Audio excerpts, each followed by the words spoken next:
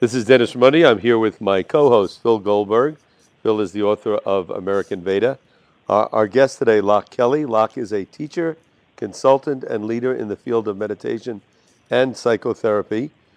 He was asked to teach by Mingyur Rinpoche and Adyashanti. He is the founder of the Open Hearted Awareness Institute, and his book, Shift into Freedom, the Science and Practice of Open-Hearted Awareness. And I should say, I would recommend the book, and it has a lot of very practical information that you can use to actually achieve much of what Locke discusses in the book. Locke, thank you so very much to take the time to come on our show today, Spirit Matters Talk. Oh, thank you, Dennis and Phil, so much. Loch, we like to let the listeners know something about the background of the people we interview. Can you give us a sort of brief overview of what brought you to the work you do as both a psychotherapist and a spiritual teacher?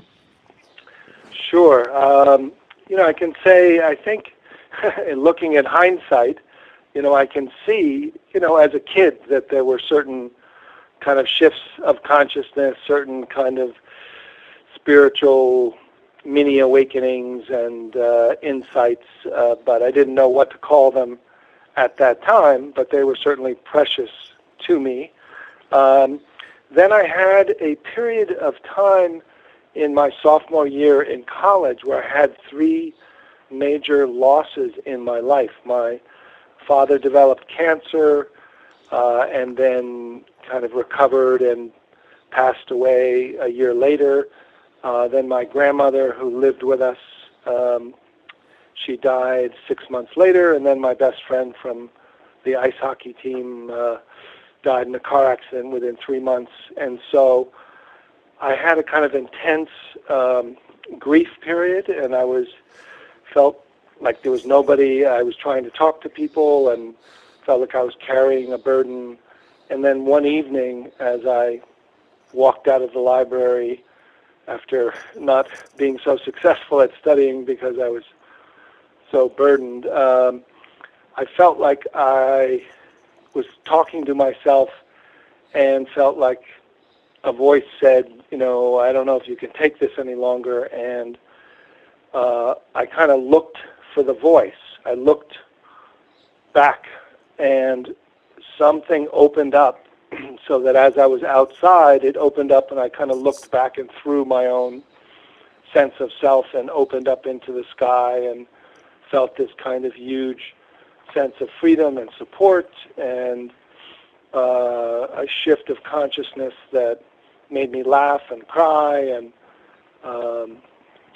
felt like there was something was lifted and something was kind of connected to that felt like it was both in the universe, but it was mainly I saw it as something in my own consciousness, and the fact that it happened so quickly and immediately and became a kind of resource to me just made me very interested in what's that, how does that possibly happen.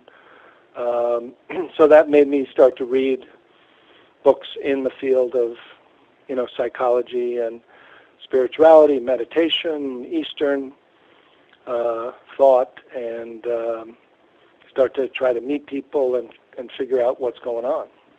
Locke, let me ask you, you mentioned that in your childhood you had some experiences of awakening, wasn't quite sure what those experiences were. I think a lot of us can relate to that to whatever extent. Do you think that most people in their early days, in their childhood, have such experiences, but there's no context to put those experiences in, nothing in their educational system in most cases that would deal with such an experience? But do you think most people, or it's very common for people to have experiences of that type when they're young?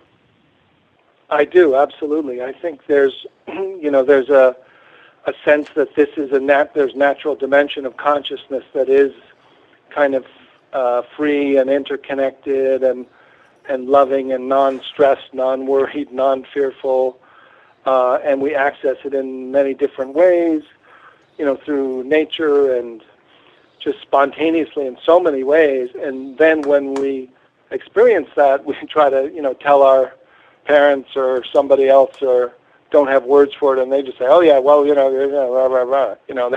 There's no framework or sense of context for us to make that a normal thing. Sometimes it's put into religious context, but mostly I think it's just kind of not understood or not verified. Yeah. Or dismissed as some kind of an imaginary experience or something. Yes. That's right. Loch, your description of what got you onto your path of inquiry has two characteristics. One was a series of experiences that caused a deep amount of grief and sorrow, which is often something that spurs people to engage in spiritual search and for meaning and so forth. But that, in your case, what really precipitated was a kind of awakening experience, of a transcendent experience, which is also something that there's precedent for, but it's not that common. But people have had those experiences and then said, "What's going on here?" And that leads them to look into things. In your case, judging from your name, I'm guessing an Irish Catholic background. Yes, that's right. Was there anything in that, in your religious heritage, that gave you some kind of clue, or was there any? Did you turn in that direction at all? I had, kind of grown up in the kumbaya, Catholic era of folk guitars and, Right. not too heavy, negative, part of that religion. I thought, hey, Jesus, he seems like a great guy, saying a lot of good things, but I didn't connect it too much with that. I did go to the both the Catholic priest, the rabbi, and the two of the ministers who were there on campus, who were all professors, and just kind of curiously say, "What do you think about this and that?" And they all had interesting things to say, but it didn't. I thought about it. I thought, did this come from outside or from inside? That was kind of my question. What was that big? It was so big. It was so connected to the universe, to something bigger than myself. And I felt some support. But what was that? It definitely didn't feel like a person, or that somebody had answered my prayer or done something. It felt like something was popped or loosened or surrendered or opened to a dimension that, as I continued, it seemed clearer that, this was already here. This is like tuning into something that's already here. This isn't something coming from above to save me or something. Right. Loch, along those lines, do you think that oneness is natural to life and duality is learned? Or is duality sort of the level of awareness one comes into the world with, and then one has to experience and learn oneness, non-duality? Yeah, I mean, I think, it's interesting, the definition of non-duality, which there's kind of two floating definitions of non-duality. The one dual definition. Yeah. Dual definition, dual definitions of non-duality, right? Or, it's probably many more than that. But, one definition is non-duality is transcendence, or non-duality is pure consciousness or pure awareness, or beyond duality. Right. And then the other definition, which is more the one that I use, is that non-duality includes both transcendent and immanent. And so I think they're both, from that way, I think we have both from the beginning, and that developmentally, maybe early on, we're a little more in the transcendent, or maybe could be, but more like pre-personal as well. And then as we develop personal and start to develop need to have independence from our parents and develop school age learning, we're trained in tremendous amount of duality, which much of which is needed, but it becomes dominant, and it becomes a little too much about our identity rather than just our functioning. Mm-hmm. Loch, you became a psychotherapist. Yeah. And you also bring spirituality into your psychotherapy, if I understand correctly. Can you talk about the integration of those two? And were you doing that right from the beginning, or did that develop over time? Yeah. I was doing that from the beginning. I kind of started with a joint degree program at Columbia University and Union Theological, which had a program in psychology and spirituality as a degree, and then a joint degree program with the social work school, which had kind of the social ethics and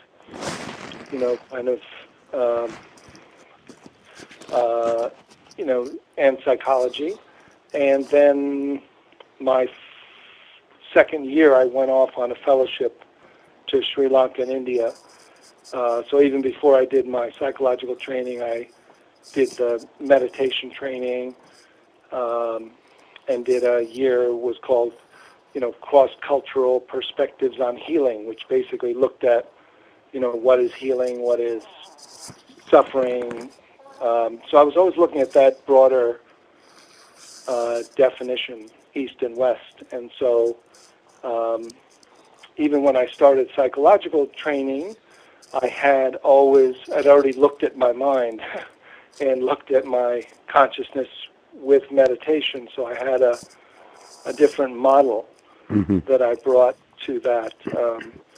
And I always, as soon as I got behind the door with somebody, and was working with them, I wasn't afraid to use, kind of an eclectic model right away, and found that people responded to it, and not always my supervisors, but mostly my clients anyhow.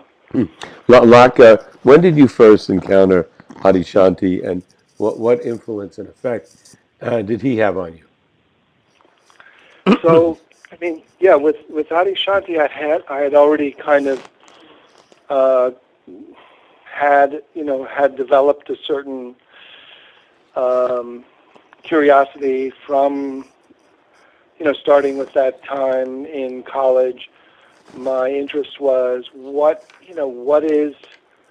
how do I access intentionally and immediately this dimension of consciousness that happened that night, and can it, is this a state of mind? Is this a meditation state, or is this actually my natural condition to which these other states come and go?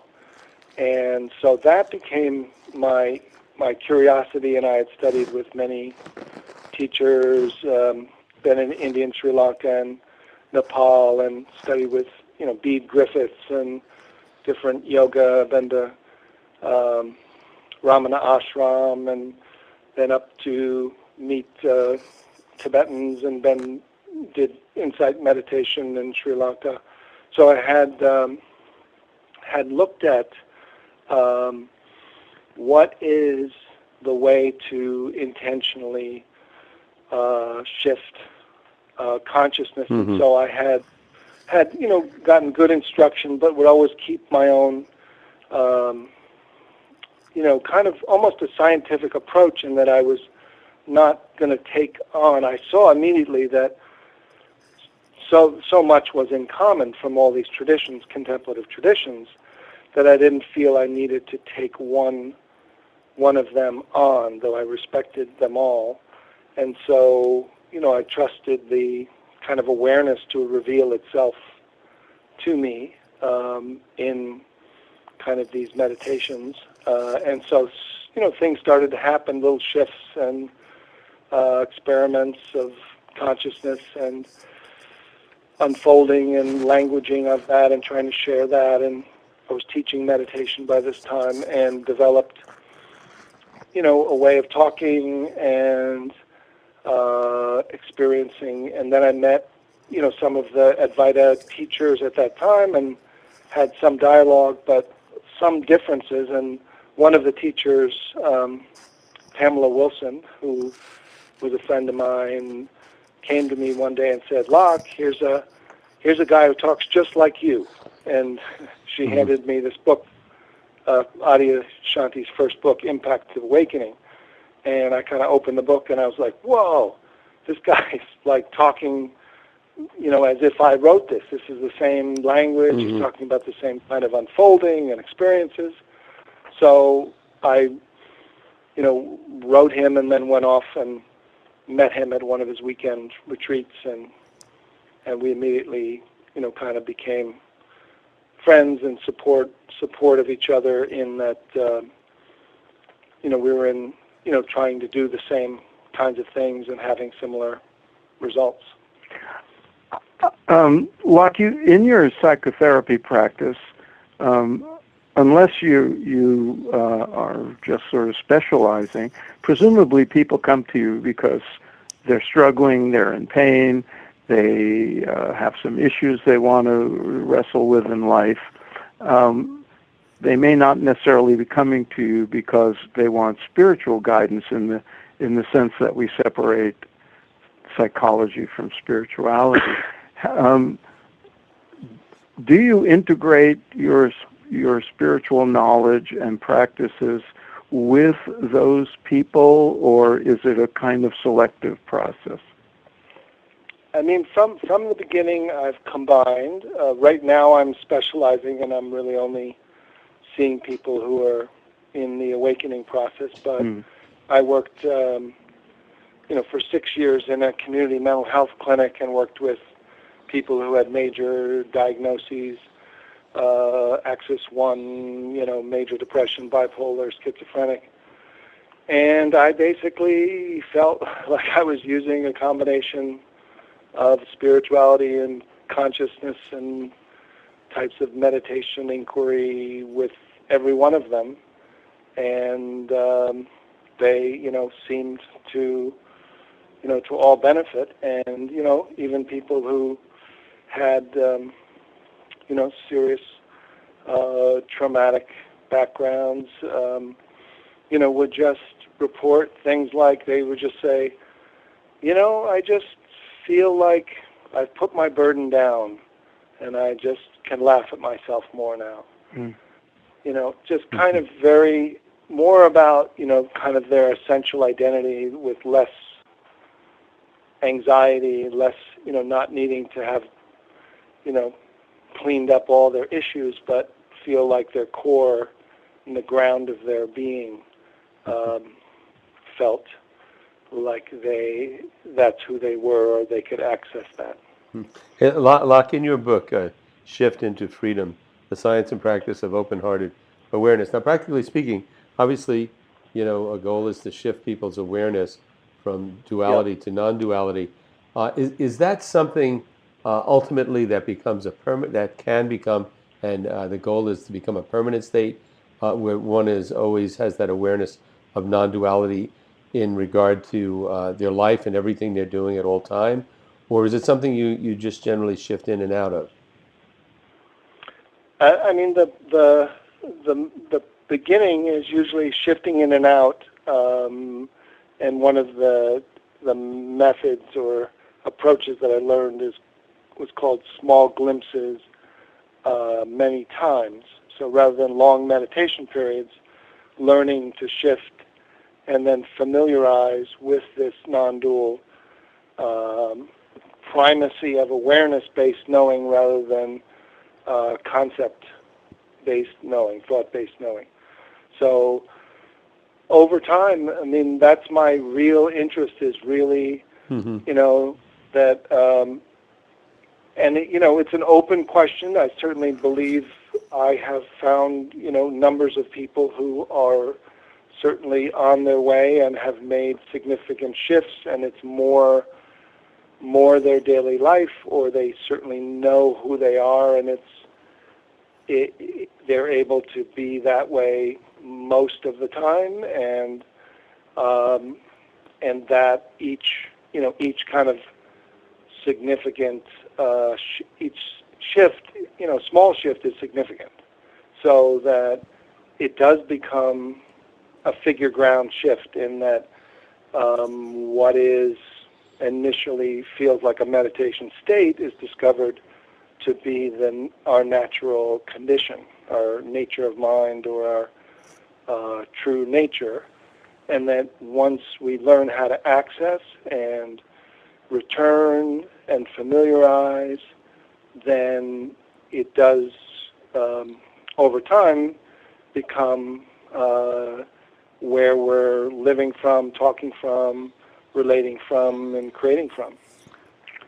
Loch, you use in your subtitle of your book, and you have an institute called the Open-Hearted Awareness Institute. So this term, open-hearted awareness, yes, it's an interesting term because we think of the heart as something that feels, not as something that is aware.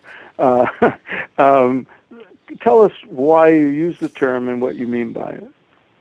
Yeah, so it's kind of the goal is to live from this open-hearted awareness rather than living from thought-based, ego-centered identity, or to live from a mindful witness, which might be the second stage, or to live from the big S witnessing self, which would kind of be a witness consciousness. That's like the third stage of what I talk about. And then that witnessing awareness actually becomes embodied, which is the fourth kind of level of mind or movement of this awareness that becomes embodied. And then the fifth is this open-hearted awareness, which sometimes is called bodhicitta, or heart-mind, or satchitananda, or the Christ consciousness, or the Sacred Heart, or but that idea that there's a heart-mind almost, that it's a non-conceptual intelligence that includes our rational mind, but is not that the rational or conceptual mind is the leaves of the tree of the root, which is a heart mind, which has both the wings, one wing of wisdom and one wing of compassion, so that there's an actual different way of perceiving that isn't, micromanaging and scanning for danger on the level of, what's going on, what's the problem, and is actually almost like a Tai Chi master, is relaxed and open and able to respond in the world, but isn't in a worry mode, isn't in an analytic mode, isn't in a judging mode, but it has available, is kind of in a flow state. Mm-hmm. So if I can follow up on that, it sounds like your term, open-hearted awareness, people who are familiar with various spiritual traditions might be familiar with the concept, but in different terminology. Like you mentioned, Satchitananda, you mentioned witness consciousness. People might have heard cosmic consciousness or those Unity kinds. Is that an accurate statement that you're? Yes, they would know it. They would know it by other terms, but it's definitely the embodied and functioning rather than being a sometimes cosmic consciousness or pure awareness, or is kind of living in a cave or living in a samadhi state or nirvikalpa samadhi. That this is actually more like what's called a flow state, or being in the zone where you're highly functioning, but you feel connected to everyone and everything without worry or fear. You don't feel like you're operating from a small, self-centered place. and it's more the natural possible way to live an everyday life. Mm-hmm. Locke, you say in your book, awareness of awareness is mindfulness of awareness. I think I understand that, but if you can elaborate on that for me and also for our listeners. Yes.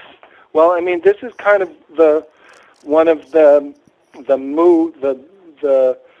moves from many people who have done mindfulness or one-pointed meditation at the first stage, watching your breath or concentrating on a candle or a mantra, that there's a calming and focusing effect. And then often the second stage is opening to a mindful witness of the contents of consciousness and recognizing that you're not your thoughts, that there is some awareness or witnessing consciousness that is aware of the thoughts you were identified with. Then, so that's where a lot of people are, and even models of that of spirituality or meditation kind of stop there, or hope that will lead further, and that this awareness that's aware of the contents of our thoughts and feelings, sensations, once it can actually open up or become aware of itself as subject and object, kind of fall back or look back or relax back or open, so that the space that's aware or the awareness is aware of itself, it kind of opens into a field of an all-pervasive, open, non-thought-based dimension of intelligence that is not happening from one point of view, but becomes this, open, spacious awareness or big sky mind kind of feeling. And then from there, while remaining open, there's an including of your body from within. So there's almost a witnessing from within and an open, boundless sense of freedom or spaciousness that kind of almost taps you into something that I find most people can access within 15 minutes of getting a couple of different instructions. Very interesting. It sounds like a very grounded and integrated approach to bringing higher awareness, higher consciousness into the stuff of everyday life that we all have to deal with. Do you have, among the people you've been working with, people who are embedded in and identified with any of the religious traditions, and how do they take to your kind of universal approach to spirituality?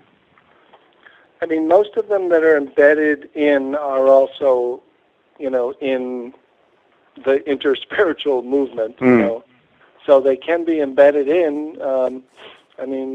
Father Thomas Keating is one of, my great, supporters, who just loves this kind of work and has felt, has done some of the meditations. Some other people who are Zen teachers. I just had a Zen teacher come, and who's a classical Zen teacher, wears the robes and just say, oh my God, you're doing it directly. This is so great. I love this, and so there are people who integrate this as the, and they can make sense of it as they like it, because it can be a complement, because there's no religious requirement to do this kind of inquiry and meditation. That it's what I consider, part of the human being lineage. So it doesn't require that you have a religious affiliation. You can have a religious affiliation or no religious affiliation, and you can do this, what is often considered kind of the deepest contemplative work with or without belief. But it doesn't require either that you give up belief or that you have a particular belief, because you're working with, and I kind of simplified the language to make it very visceral and simple, using words like awareness and consciousness, and so that it's not exclusive. Right. In your book, the subtitle title is "Shift into Freedom." The subtitle is "Science and Practice of Open-Hearted Awareness."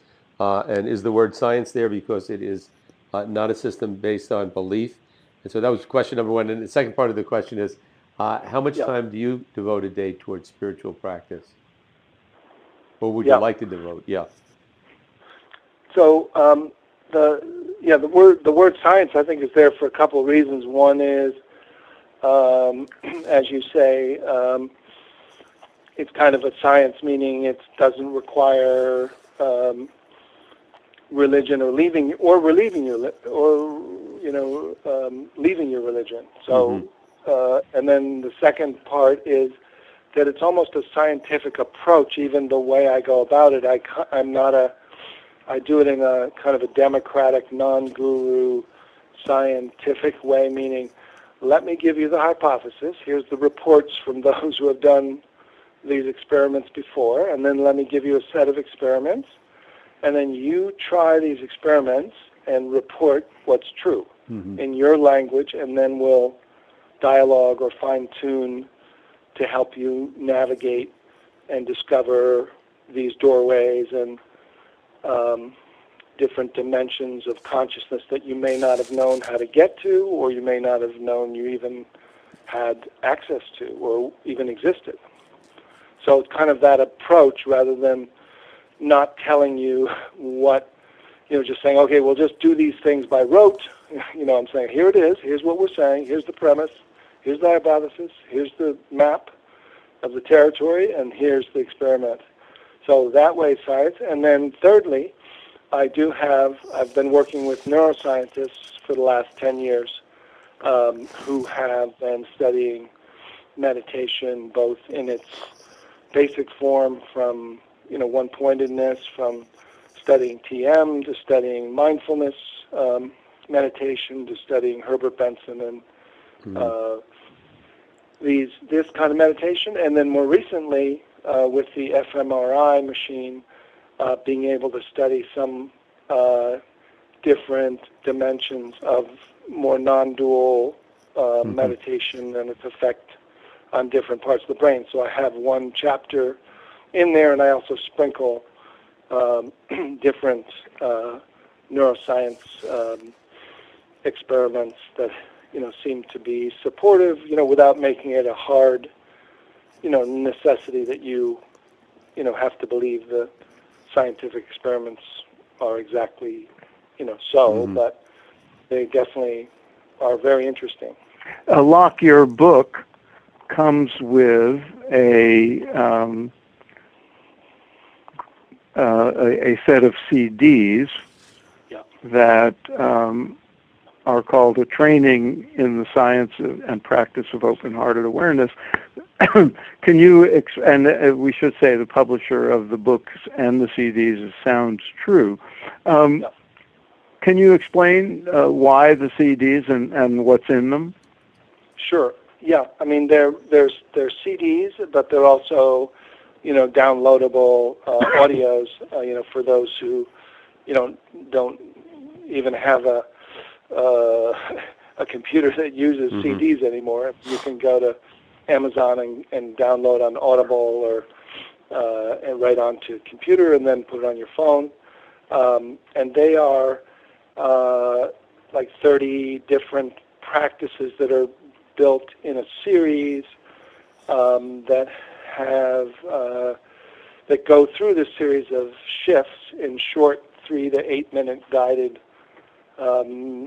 meditations and inquiries to and they're also divided into kind of different learning styles for visual and kinesthetic, but they're pointers and glimpses, ways of glimpsing your natural condition, your natural nature of mind, of stepping out, literally unhooking awareness from thinking and dropping it into your body, being aware of your senses directly from within, then opening to space all around you, and then discovering that space, you're aware of space, and then you're aware from space. And this kind of sense of spacious awareness is aware of itself without using thought, and then aware from within your body, and developing the capacity to know from your heart-mind and start to speak and talk. So it's a series of pointers that some people have started by just getting the audio, which is not an audio book, but as I said, like a little introduction, and then just the meditations, which are written in the book, but are certainly easier when you hear them first, and then eventually, people have been doing it for a while, don't need, once you learn them, you can do them for yourself. And a lot of people here in New York City do them on the subway because most of them are for your eyes open. So you can do them with your eyes open. Yeah, you don't want to close your eyes on them. Unless you're the conductor. Hey, Loch, thank you so much for taking the time with us today. I have one last question, and Phil might have one as well. But finally, and I mentioned this before, I asked this before, how much time do you generally put in towards spiritual practice every day? Yes, thank you. I was going to come back to that. What I do is small glimpses and retunings all day long. So literally, most of the day I'm living from open-hearted awareness. Then if I get caught, or I recognize I'm attached or identified, or becoming one of these kind of sub-personalities or attitudes, I feel it more and more now, like chalk, fingernails on a chalkboard, or like a little cartoon character going like, what does that person think they're doing? And then I let go, whoa, okay.